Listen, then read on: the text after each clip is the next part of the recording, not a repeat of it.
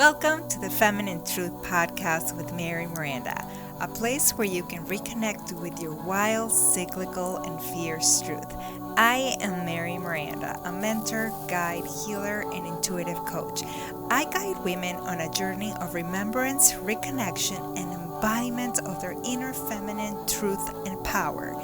Join me each week to tap into raw, unedited, and unfiltered sacred conversations to help women tap into their inner feminine truth and power to become bold, unshakable, and unapologetic in who they truly are.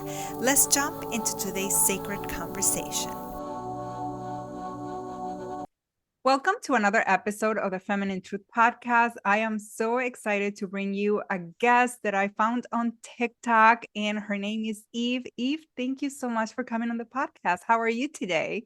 I'm good. Thank you for having me. I'm excited. I'm so excited. So I found you randomly on the TikTok algorithm, and I was really drawn to you because you were so raw and authentic. And even you were not even all dolled up. You were just genuinely talking about dating. I think it was about ghosting. And the next TikTok I saw you, it was somebody criticizing you about not wearing makeup or something in your face. And you were just so honest about why. And it's like how you handled that criticism that really drew me to you. And then I just followed you. And then it's like, oh, this woman shares TikToks about dating, her life. Like she has not even like no filter, but you're so honest and genuine. So I just wanted to invite you. So thank you so much for coming.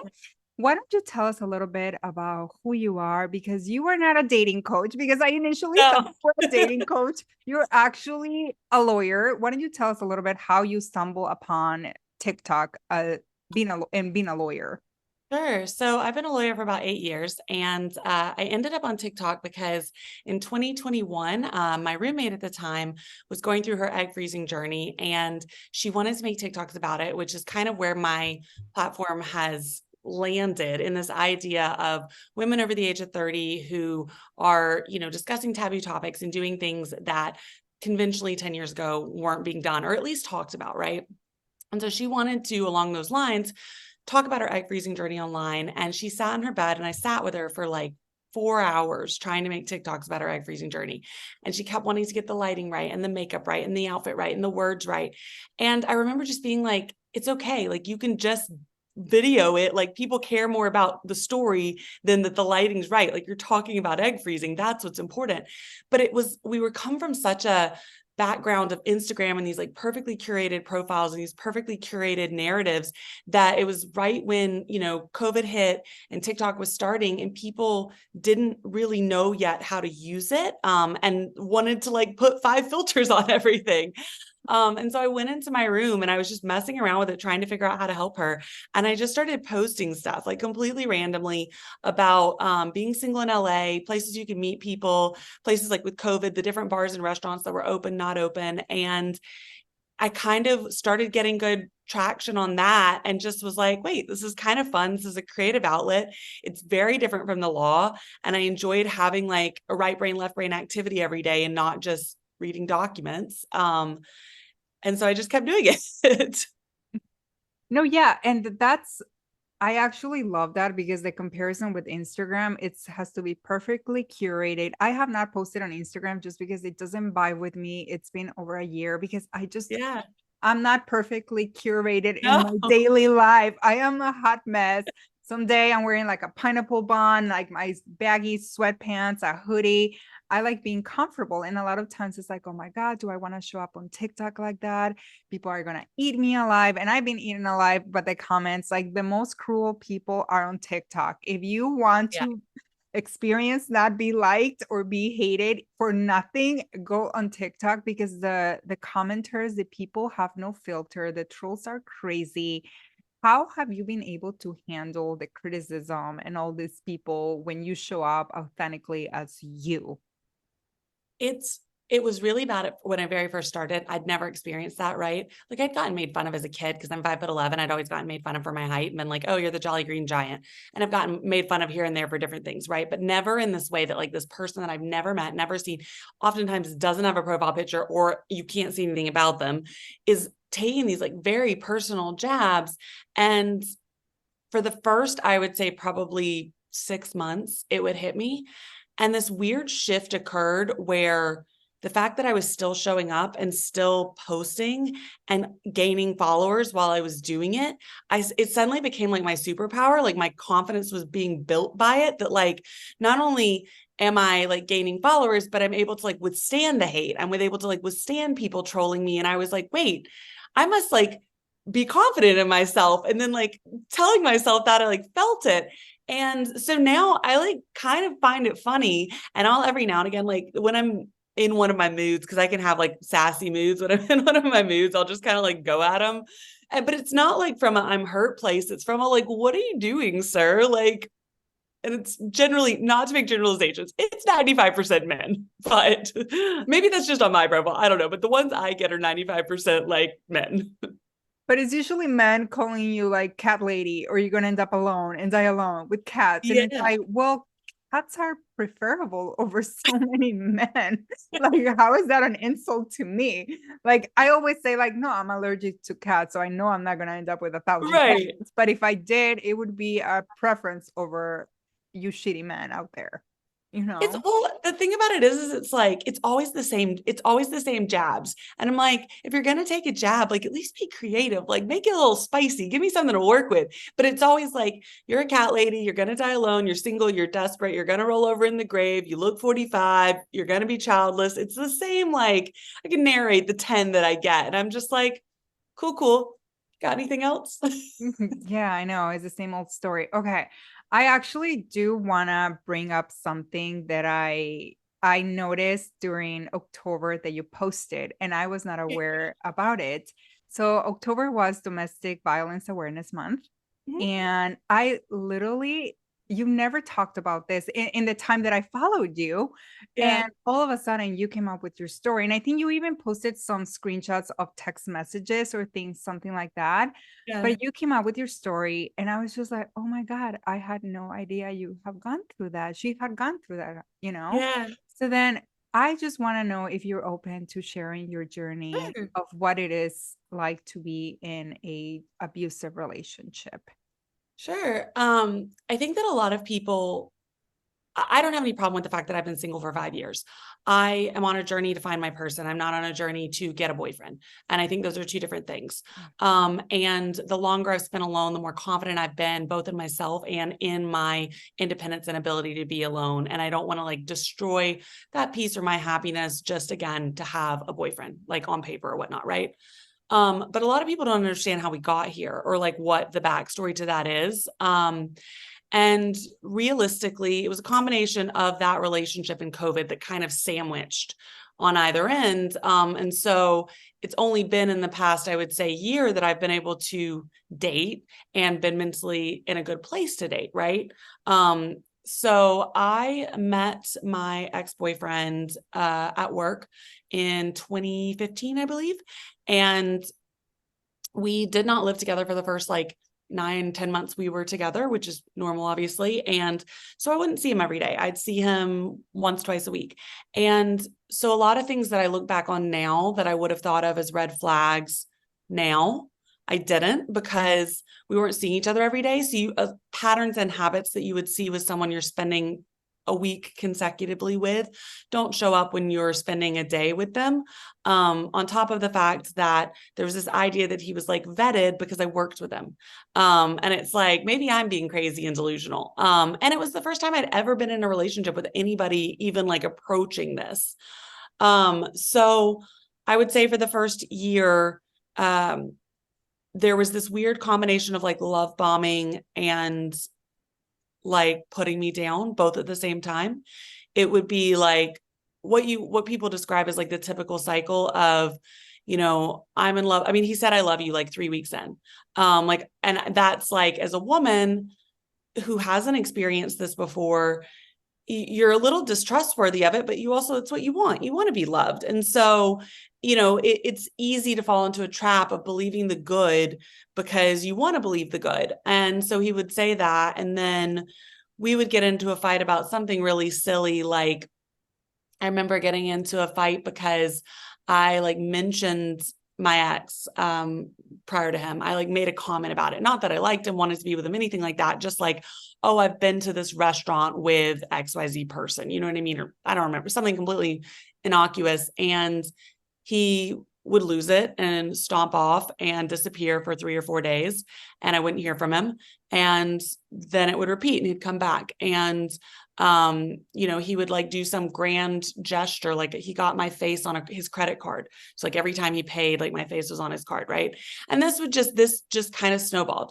So it was like little, and it got bigger and bigger and bigger and bigger until 9 months in, he decided he wanted to move back to California. He's from California, and asked me if I wanted to move with him. And I was kind of like, I'd been in DC at the time for 6 years, I think. And I was like, yeah, I'm open. Not because I saw a life with him forever, but because I was like, if I'm going to leave DC, LA is where my best friend lives. It's a place I'd be interested in living. If it doesn't work out with him, I'd be interested in being there anyways. And I remember distinctly the night that we moved in together. I paint, and I had all these paintings on the wall, and it was 9 p.m., the very last night on his lease, the first night for us to move in together, and he hadn't moved any of his things in. And he was scrambling and yelling and freaking out and just complete meltdown. And I worked 2 jobs at the time. And I had to get up at like 6 a.m. and because I was a teacher or something. I don't remember specifically why I had to get up, but I had to get up very early.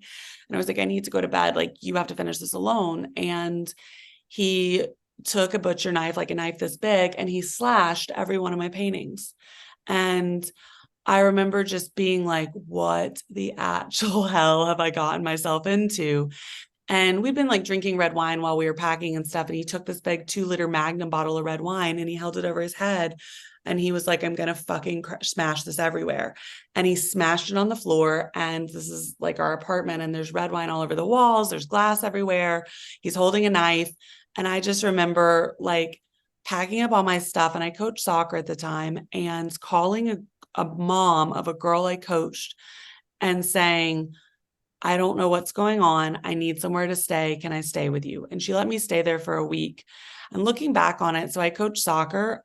During the course of that relationship, I stayed with other families that I coached, because I did that as a second job. I stayed with other families that I coached probably 1 week every 6 months, because something like this would happen. And I never wanted to tell my parents.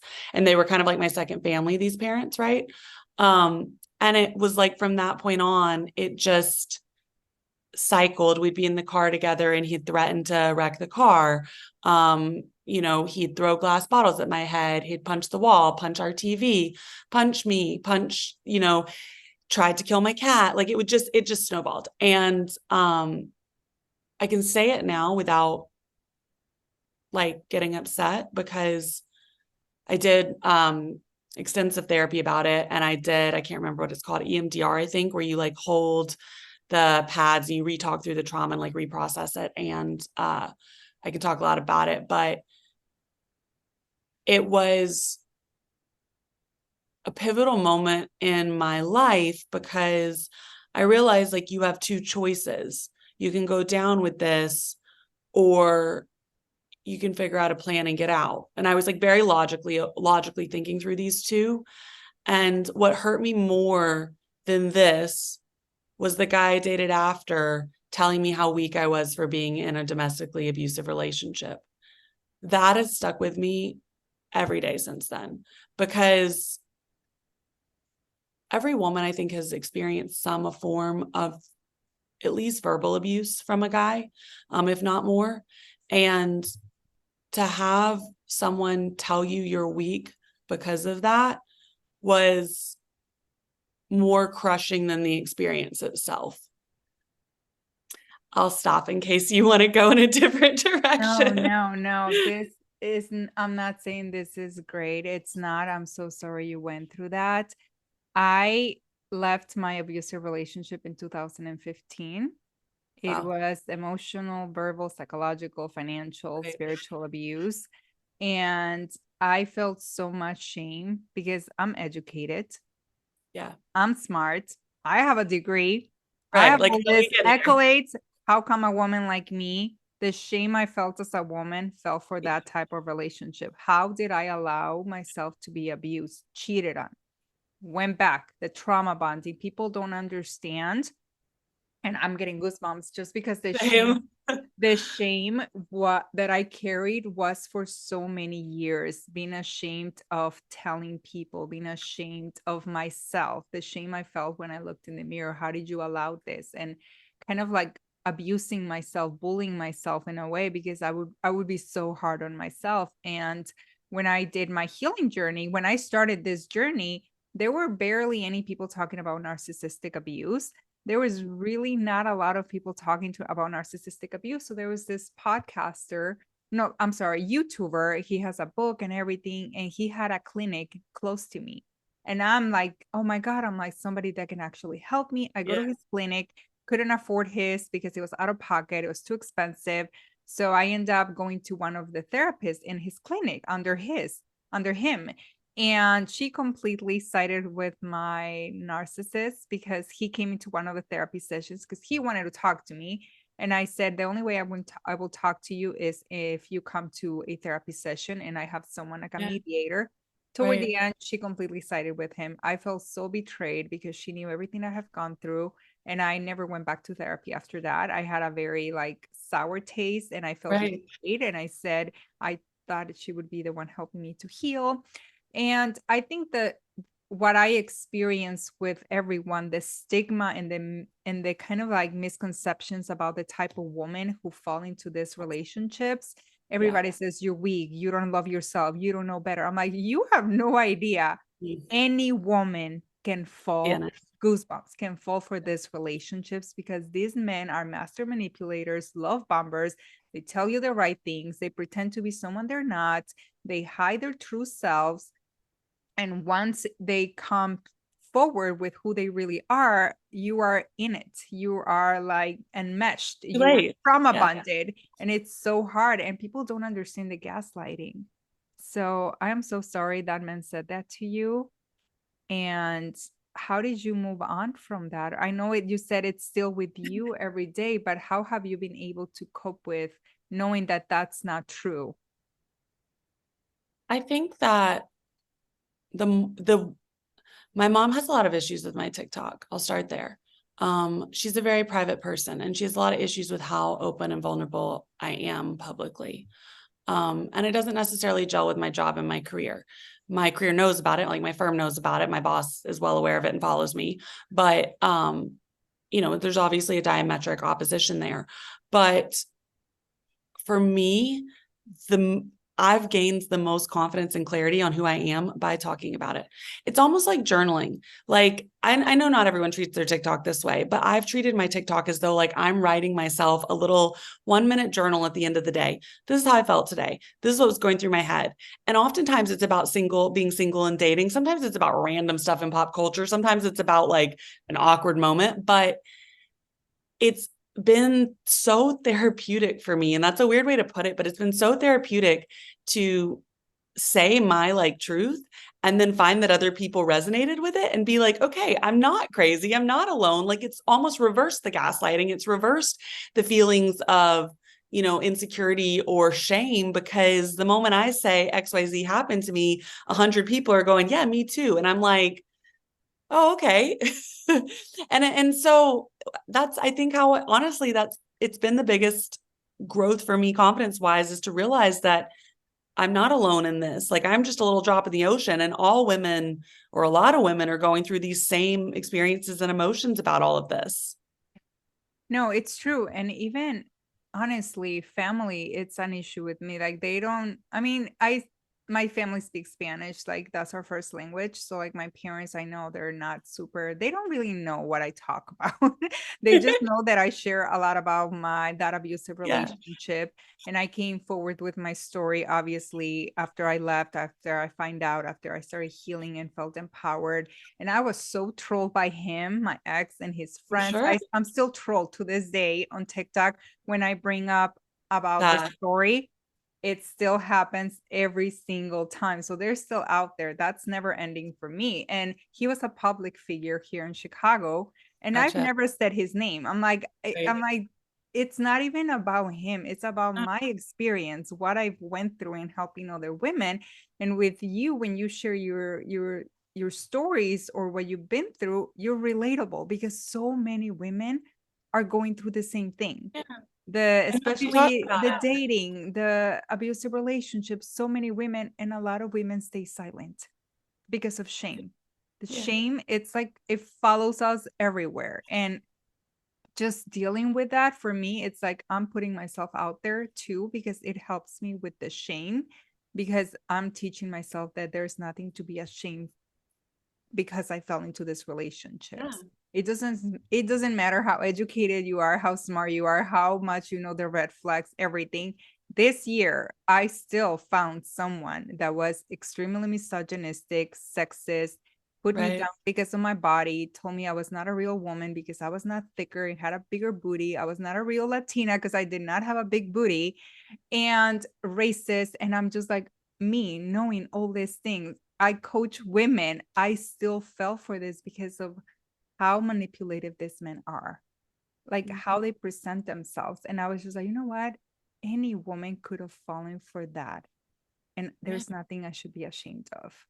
Well, and the reality is that society teaches us that the most important thing for women is to be like a wife or a mother, right? Like Mhm. whether that's true or not, it's pumped into our brain through social media, through the media on TV, et cetera. It's like your goal is to find a husband, find a husband, find a husband, right? So it makes complete sense that we as women would do everything in our power to make a relationship work, even if it's with the wrong man, because we're told that our ultimate goal, our ultimate purpose is to be a wife. And even though in my mind, I know that's not the end goal. I know that's not going to like fix my problems. It's not like if I get married, I'm suddenly not going to have anxiety. Or if I get married, like I'm not going to overspend 1 month. Like they don't, it doesn't fix anything, but that's so pumped and ingrained in us that it makes sense to me that a woman would fight for a relationship notwithstanding the red flags, whereas a man who's told it's better to be single, better to be a bachelor, would leave at the drop of the hat or the smallest little problem. Yeah, I think we women are so understanding, Yeah. especially if you are the type of woman who's empathic, has a big heart, is sensitive, and you know about trauma, inner child healing, and you know like how our past affects who we are. We tend to bypass a few red flags because we're so understanding and we want to find love. We want to have a relationship. And I'm like, I understand he had a horrible childhood. Right. He can change because you've changed. I've changed. So I believe Right. the men can change. And it turns out to be that not everyone can change. Yep. Yeah. Yeah. So growing up, did you grow up with that ingrained that you needed to get married, you needed to have a family? Is this something that you also want, or is more your upbringing? I think combination. So I grew up in the South. My dad's British, but I grew up in Alabama. And so my parents didn't really force that kind of narrative, but definitely my surroundings, right? Because in Alabama, most people are married by the age of 25. So that was something that was constantly like reinforced. But I knew from like the age of 13 that I wanted kids. And I remember specifically, I don't know if you're a zodiac person at all, but I'm a Yeah. Cancer. And my uncle, who's really into astrology, I remember him sitting my mom down and being like, you need to put her on birth control early because she's a Cancer and her chart says she's going to have a lot of kids. So you better deal with this. And my mom was like, well, what are you talking about? And he literally was like, you need to, like, she wants kids. She's maternal. And I've always wanted kids. I've wanted them as long as I can imagine. If I could have 5 kids, I'd have 5 kids. So I froze my eggs last year basically because I knew I wanted kids, and would I love to have a partner and a parent for that journey? For sure. If I don't, will I have kids alone? Yes. It's okay. That's so interesting. I didn't know you had frozen your eggs. That's something that Yeah. I was interested in my early 30s, just because I do have endometriosis. I only have one ovary. I had a Right. tumor removed from my uterus 5 years ago. So I have all these conditions that I'm Sure. like, oh my God, I could have a hysterectomy anytime. Something could happen. I don't know if I want kids. I've never had that itch or that feeling, even Yeah. though I have a lot of maternal energy, especially with my Right. nieces and my nephew. but I've never felt the itch. For me, it was more the way I was brought up, and I'm Mexican, so I was brought up in a culture in Mexico where you are indirectly raised to be a wife. They teach Right. you all the things, how to clean, how to Yeah. cook, how to wash the clothes by hand, like everything. I don't know how you grew up differently than me, but for me, it's very culturally ingrained. Right. And you have to get married, have a husband, is what my feminine lineage did. And I was always like, no, I don't want to get married. I never thought about getting married. And I'm like, if I get married, it's gonna be when I'm 35. Well, I got married at 35, divorced like 2 years later. And I'm Wow. happily divorced right now. So I've done it. I'm like, I did it. I Yeah. hit the milestone and it was not for me. It was not the right person. But Yeah. I've always wondered what it feels like for women to know that they want to have children and have that inner feeling. Like I've never felt that. I've never pictured myself pregnant, like nothing. And I So, just gave up. I'm sorry. I just gave up the hope of freezing my eggs. I'm like, it's so expensive. One, two, yeah. don't think I want it. Well, have you gotten your fertility tested? No. Okay. I would, on my soapbox, I would get your fertility tested because you can go to like an OBGYN or there's fertility clinics like Kind Body and it's like $25 or 40, whatever your copay is. And they'll do your blood work and they'll test your ovary and they'll basically tell you, what your hormones look like. And then it might be that they tell you, look, it's not viable. And then you don't even have to worry about making that decision, right? Or it might be, and they might tell you, like, you probably have another 5 years. And then, but at least you kind of understand your parameters. I'm very risk averse when it comes to stuff. Like, I just want to know the facts and then I can make the decision. So I'd advise you do that. What I was going to say about that though is, and I don't know if you saw my TikTok on this. So I had an abortion a Yeah. year and a half ago. And I got so many questions from people being like, you want kids so badly. Why would you have an abortion? And I had always told, and I remember my best friend questioning me about this, and I had always told my best friend, I believe that people should have the choice, but I would never have one. I was like, I want kids too badly. I would never have one. I would never have one. And so when you say, I've never known what it's like to have that maternal instinct that you always want to have kids, I've always had that instinct.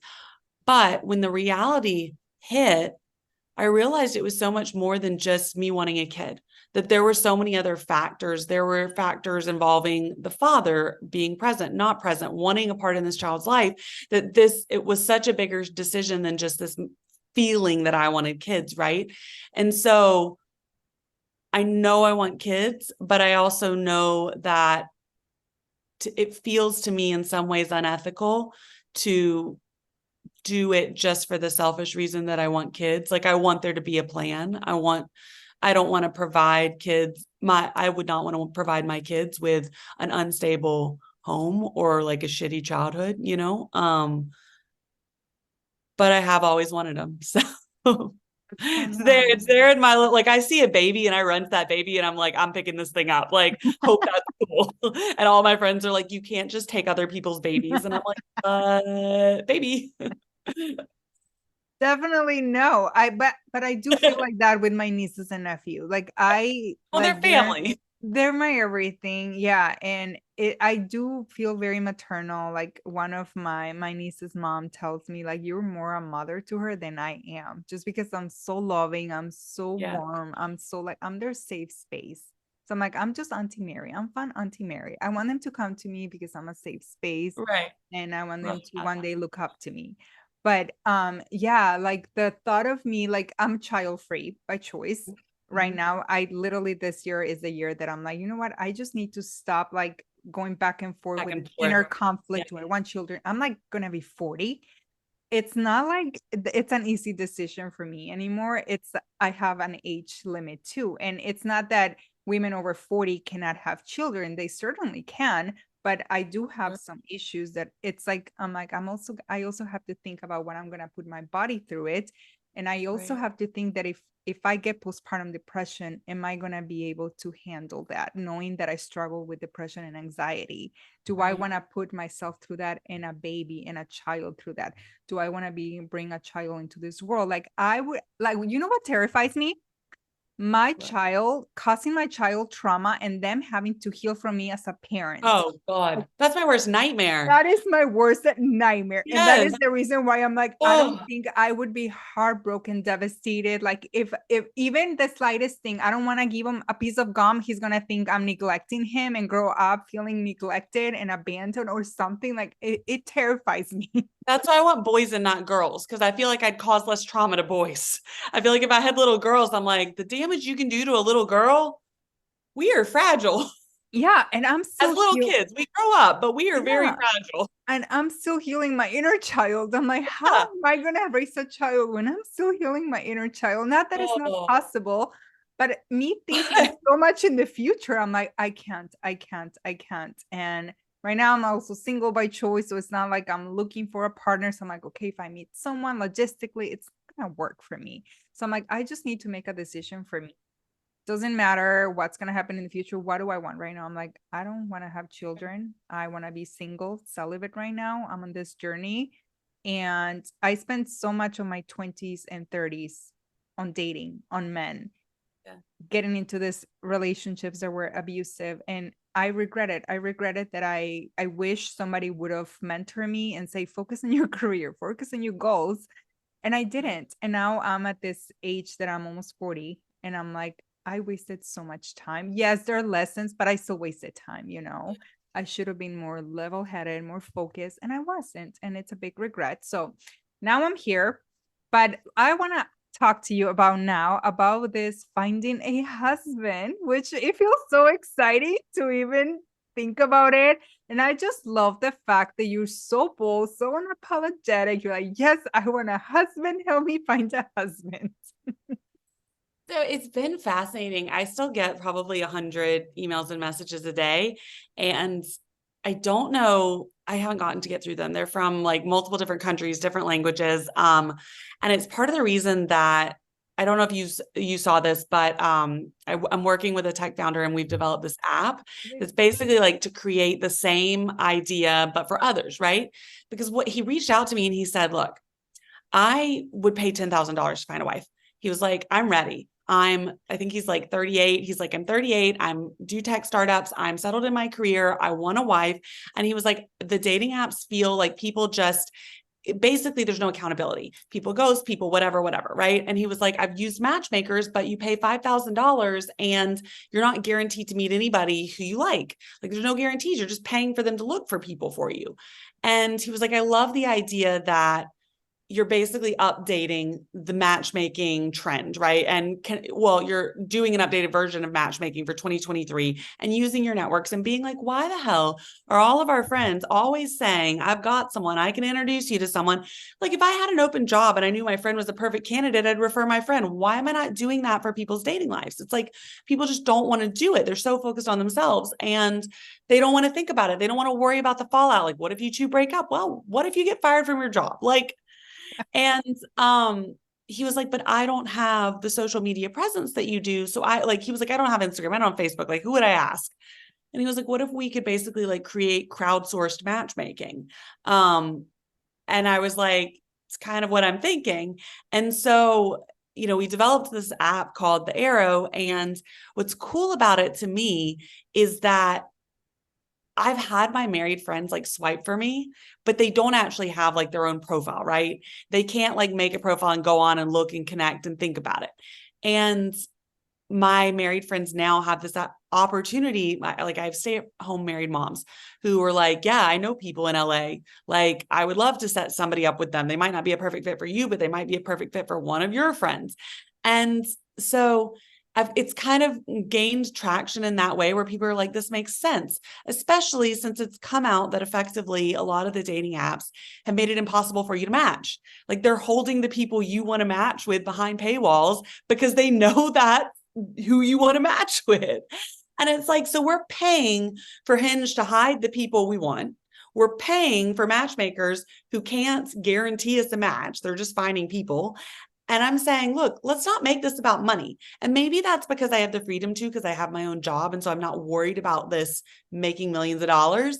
But I'm like, I'm worried about finding my own person and other people similarly. Let's create like a GoFundMe crowdsourced option to find love where you only pay a dime if you find what you want.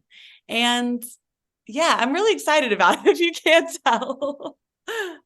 Yeah, that's such an exciting project, but just the whole process of you being so unapologetic about wanting a husband and putting it out there when a lot of women's like, oh my gosh, I would be dead if somebody knew that I was, you know how people say it's desperate energy, but it's not. It's like, why does it have to be desperate because you want to find love? Manifesting is telling the universe I'm ready. You know, it's like it's how you look at it. It's so many people, it's like you can look at something as it's desperate energy to talk about it, or it's being like, no, I'm ready to find him and I'm willing to pay for him because I know he's there. I know someone knows him. And the more, like frankly, the more podcasts I go on, the more people I talk to, the more connections I make, the more likely I meet him, the more people I meet. Um, yeah, you can think it's desperate, but like not you, but people Yeah, can think it's desperate and that's their prerogative, but I'm okay with your thoughts. You're not my person.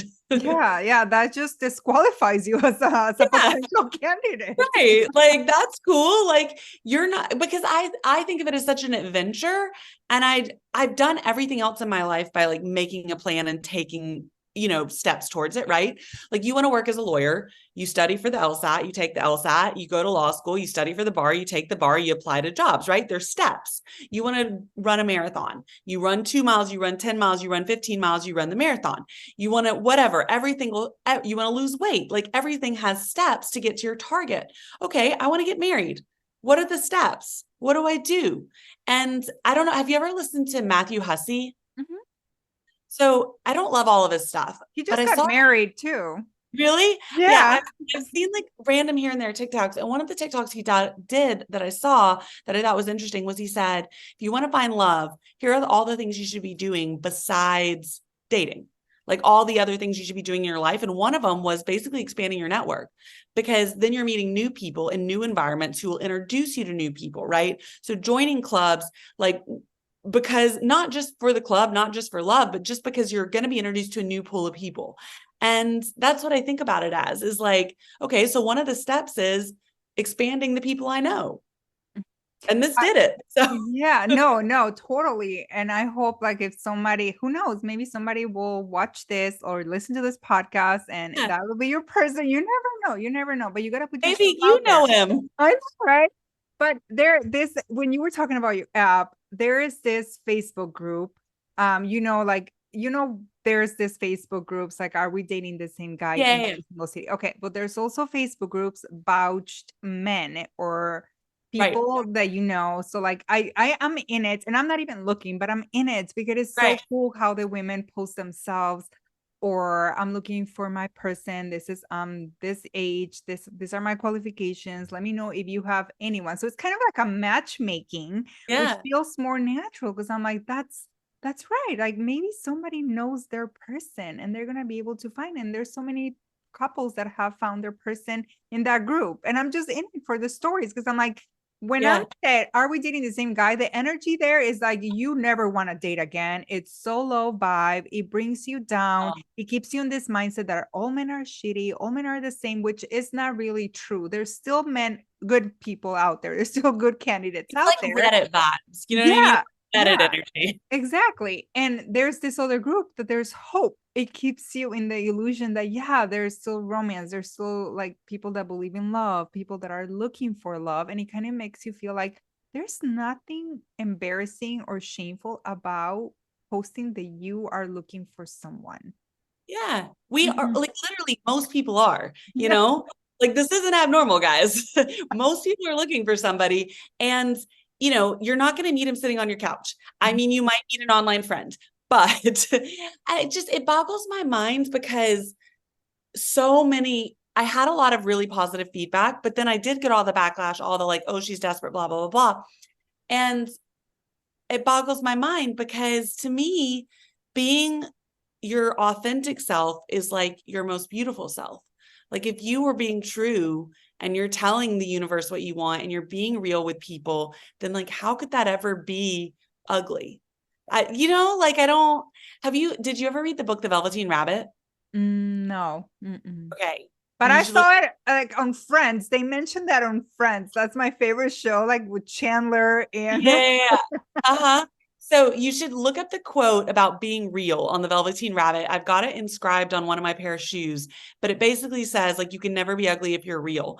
And because it was like you can have all your hair loved off, all your like you can have scratches all over you, but once you're real, you can never be anything but beautiful. And I don't remember how the wording goes, but I just love this concept that like and it's like when people look more beautiful because they have their natural hair color or they look more beautiful because they're like without makeup because it just you glow. There's like a glow about like being your true self. yeah, I Hard love to be in that. this I world though. love that. I love that. And who cares about the people calling you desperate or the backlash? Like they're not your people. So you already know. I'm like, Oh, why are you watching my TikToks if you're not my people? exactly. Well, and half the time they follow me and I'm like, you literally follow me just to get mad at me? Like, go on with your life, sir. I feel Like like it's these people that allocate their energy, their time and effort trolling, commenting. I'm like, are you not happy with your life that you have to right. go and spread all your bad energy on other people? Like the comments that I also get, but I also like, when I'm on your TikToks, I see the Yeah, comments or other creators, and I'm right. like, do these people not have time? Like, do these people not have like their own lives, And why I Or I think wonder if it's like their I exes. think they're looking for the dopamine hit of getting angry and the roller coaster Yeah. of those emotions. It's like, gosh. But I was gonna ask you, have you created space for your person in your home? Yeah. Have you read the book, Bringing in the One? No, but that's what I did when I manifested my ex-husband, even Okay. though it was not aligned. He's still a great person to me. Like I still Yeah. talk to him today. It was just not an aligned marriage, but I created space for him and I did so many Yeah. things in manifesting for him to come in, and he came in super quick. Mhm. That's so interesting that you say that. So there's a book called Bringing in the One that I got from like some crystal store last year. And the whole book is about like all the different things you do to like bring in space. Like, yeah, you only need one nightstand, but like have two. Like, you know what I mean? Like I have a king bed. It's just me, right? Like making sure like I have two bar stools at my counter, like all these little things, making sure there's room in the closet for their space, making sure that like there's room if they wanted to bring artwork in, like all that kind of stuff. And so I've done a lot of steps. I wouldn't say I've fully done it, but it's definitely not a bad, like a guy could move in here and he would feel comfortable. Mhm. But that's funny that you bring that up because there's also all this like feng shui surrounding it, like where you should put certain items. And I should actually do that with this apartment because I haven't since I moved in it. But I was reading that book and I've seen multiple people recommend it because of the same thing. It's I forget who's written by. It's called Calling in the One though. And Calling it's in the like the one. whole book is Okay. just like all the different things you do. And like some of it is like gratitude and manifestation. Some of it is like what you do with your home space. Yeah, she says you can call in the one within 7 weeks. Oh, Um, that's so I've, exciting. I've reread it like 4 times and I've never gotten through the entire thing because it's like 400 pages. So I've gotten to like chapter 5 and I think there's 10 chapters or something. Um, I'm determined I will get through it. Then he's just gonna magically appear, right? But the most important thing is like, what are you looking for? Like, what are the most important qualities for you in a man? I get asked this a lot actually, and when I say the answer, people seem to like think it's not real because it's an energy thing for me more than anything.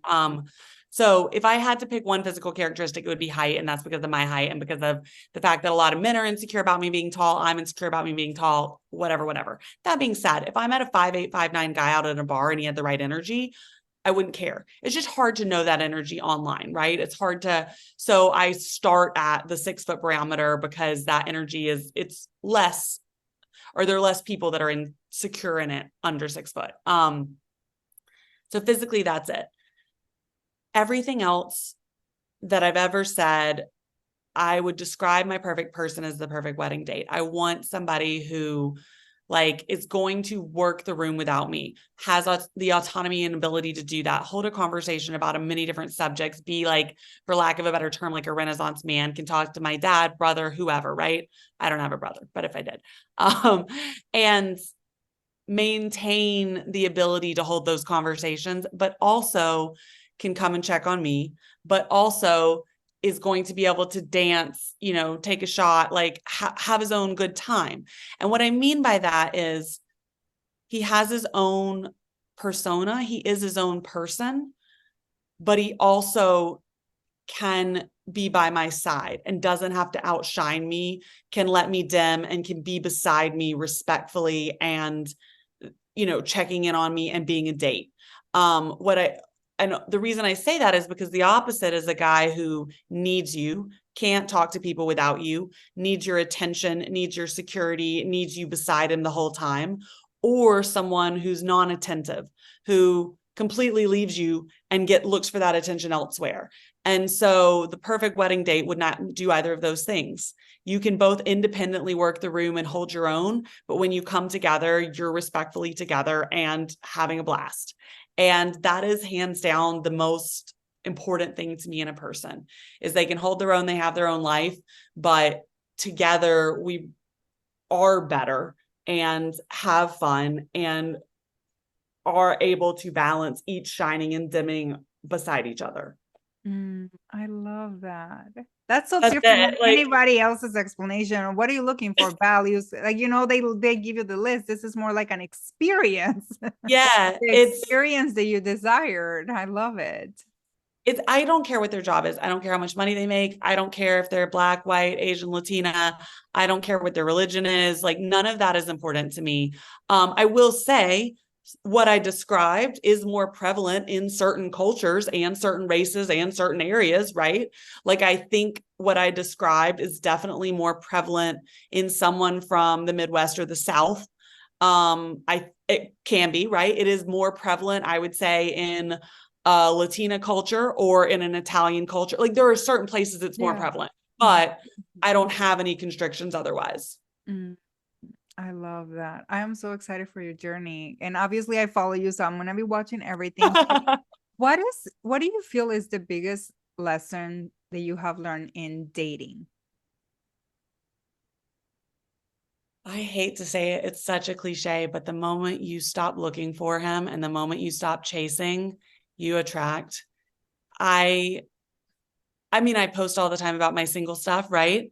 But I stopped actively texting people my 35th birthday this July. And what I mean by that is, if I didn't hear from a guy, I didn't reach out. I was communicative if they were responding to me. If a guy didn't ask me on a date on Bumble, I didn't say, so when are we grabbing a drink? I just didn't respond, right? I wasn't rude. I didn't ghost. I stopped putting any energy places where I wasn't getting it back. And I just matched it. And the amount of attention I've gotten since July has been tenfold. I mean, aside the whole looking for a husband thing, just like in the wild, like the amount of attention like I've gotten from men because I'm just literally leaned back sitting there. And I hate to say it because it's such a cliche, but it is the truest thing. And it's been a total energy shift for me.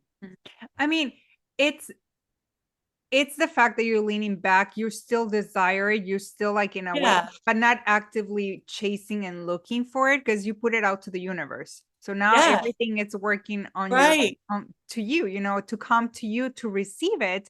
But it's when you like lean back and you're like, I'm not gonna pursue someone that's not pursuing me. Because I'm like you, like when they communicate, I'm gonna communicate back. That's still because I want to pursue that person too. Because I want him to know that I'm also interested, that I want to know him. I want to know what his mindset is. I want to have those deep communications. So I do that a lot. But the moment you pull back and you're like, I'm just gonna put it in the universe, it's out there, and I'm just gonna take care of me, and I'm just gonna detach and not be this anxious, like it's not coming, it's gonna come. That's like a given. Everything starts working in your favor. And right now, like I told you, like I'm single by choice. Like I'm like, I literally don't have the time and the energy and the effort for a man right now. I literally don't. With my lifestyle, my routine, I don't have the time. I don't. And my heart is not close to love. It's not at all. I just don't have the time. So it's when two men want to date me and want to marry me and all the things and everything that they do for me. And I'm like, but I'm not dating. Okay, we're going to wait for you. And I'm like, oh my gosh, like, where did you come from? Right. Yeah. Well, you know what's funny what you just said that I'd never thought about, but I think this is so true. It was almost like I told the universe I'm looking for a husband in July when all that stuff went viral, right? And I was like able to let go. I was like, okay, I put it out there. And I remember thinking this the other day. I was like, if this gets posted in 26 countries to this many men and I don't find my person, I'm sure as hell a lesbian. Like that's just like there's no further advertisement. Like, I don't know how else to put it out there. If the universe says, nope, sorry, then I got to look some other avenues. And it's true. It's like, you're totally right. The reason I feel like I can just lean back is like, I put it out there so aggressively that I'm just like, okay, cool. I'm here now. Yeah, yeah. And it's been like almost like a huge relief. It's like that you can't, I feel like I've done everything I can do. And now it's okay to just sit. And I feel like you're so in your feminine energy right now because you're laying back. I think you're an extrovert, right? Yeah. Yeah, yeah. So now you're like enjoying your life, enjoying this process. I want to get to connect with people, want to get to know more people. So like you're not only your network is expanding, but you're just like so like soft. You have softened into this journey and you're just waiting for him to Take show it. up and like show up.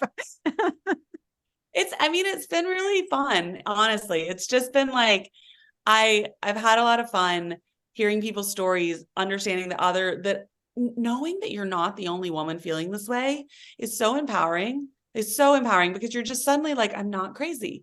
And like it's okay to feel this way. And that's been really nice. Yeah, and like one thing that I actually do love about your feed, and this is also why I started following you, is that sometimes you show up with no makeup, nothing, and I'm just like, the man that falls in love with her is gonna see her for who she is. So there's Yeah, nothing, how a lot of people say women catfish the filters right, right. on dating apps. I'm like, no, you're getting the Like go real on my Eve. TikTok.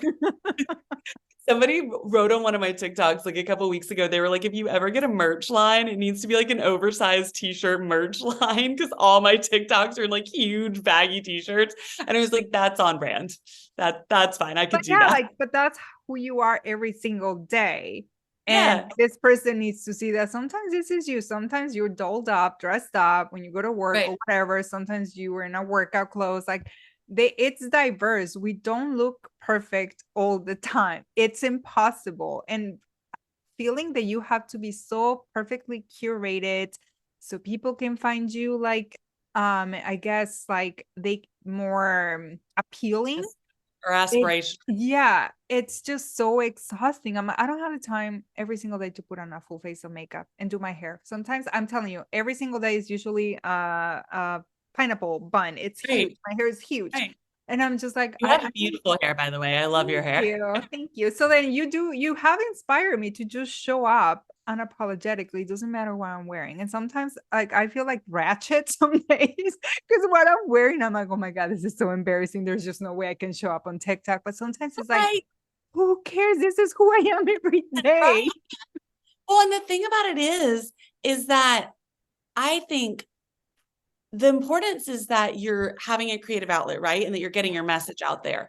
And if you wait till you're fully made up, I work from home. There are days I never put makeup on for 3, 4 days in a row. I would just not make TikToks for 3 or 4 days, right? And I don't want to do that because it's like I said, it's like journaling. So I just had to get over it. I just had to be like, well, sorry, here's me hungover with pimple patches on. Deal with it. No, but it builds your confidence. It It does does. because you have the courage to show up authentically as you. So that builds confidence. Confidence is built by repetitive showing up Yeah. for yourself, having the courage, and it just builds, it accumulates, it compounds, and then you feel so confident. You're like, yeah, my person is gonna look at me, whatever I'm wearing, be like, gosh, she's so hot, you know? I had this serious talk with my friend the other day because she was putting filters on all of her photos and not just like a filter here, a filter there. I mean, she was fully face tuning, zooming in, like we were squishing and bopping. And I was like, you're going to start to see yourself as this person. And that's the only way you're going to feel beautiful. You're not going to feel beautiful in the way you truly look. And also filters and like overly filtering things make you look like a millennial and you don't want to look old. And like, she was like, you're right. And she stopped doing it. And I remember she came to me like a week or two ago and she was like, you're right. She was like, I've started to like appreciate the way I look because I'm not constantly looking at this like altered version of myself. And not that makeup like alters you, but you know, if you get used to only seeing yourself in makeup, you won't feel pretty unless you have it on. And I just feel like for women, it's never good enough.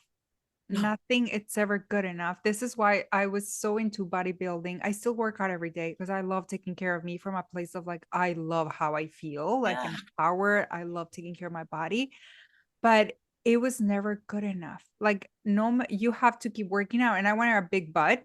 I'm Latina, so I always had this ingrained that Yeah. I will only be worthy and valuable if I have like a bigger booty because I'm in fitness. So fitness girls gotta have a big booty, and it was never good enough. And it got to the point that I'm like, I'm exhausted. I'm exhausted that I have to keep increasing the reps, increasing the weight, and it's never good enough. Like if I stop, it goes away. I'm like, it's never good enough. The makeup, it's never good enough. The filters, nothing is ever good enough. And now AI, like all these things, now it's like, it's what are we doing? Like it's never good enough. So we just need to find a place that we love ourselves for who we are without the filters or anything and be okay with that because everything else, it's never going to be good enough for us women because of society. Right. Or do like if you do your, because I don't have any issue with people who get work done or whatever, like do it, but do it for yourself. Yeah. Don't do it because you think that this is suddenly going to fix the problem. It's not. Like no amount of Botox is going to make you 20 again. It's not. Like that's the reality. But if it makes you feel better, okay. Yeah. Um, yeah, it's a fascinating thing because I really do think, and this sounds so counterintuitive because I think social media has been hard for a lot of people, but it has built my confidence probably more than anything else. Just knowing that there were other people who felt the same way. Um, so it's been a positive journey for me, I at think least. you're not alone. You found your people. A lot Yeah. of people relate to you, to your story, your authenticity, your beauty, like your natural beauty, like how you just show up unapologetic. That's like the word for you, unapologetically showing up on TikTok. Doesn't matter what you're wearing, you know? And Such a big- I'm so excited for this journey. So why don't you tell us where obviously everybody can reach you? Everything is gonna be in the show notes, but is it TikTok your main platform right now? Yeah, so it's B as in boy Tilly on TikTok, same on Instagram, Evie Tilly on TikTok and Instagram, and then the app and the socials for it are the Arrow app, so it's the Arrow.app, and then just the Arrow app on Instagram and TikTok, and yeah, you can watch me fall in love Oh my God, I'm so excited. because So I if will. anyone is listening to this that can be a good candidate, wait, what age are you candidates that you're looking for? Age? Age. Is there Oh, an I don't age?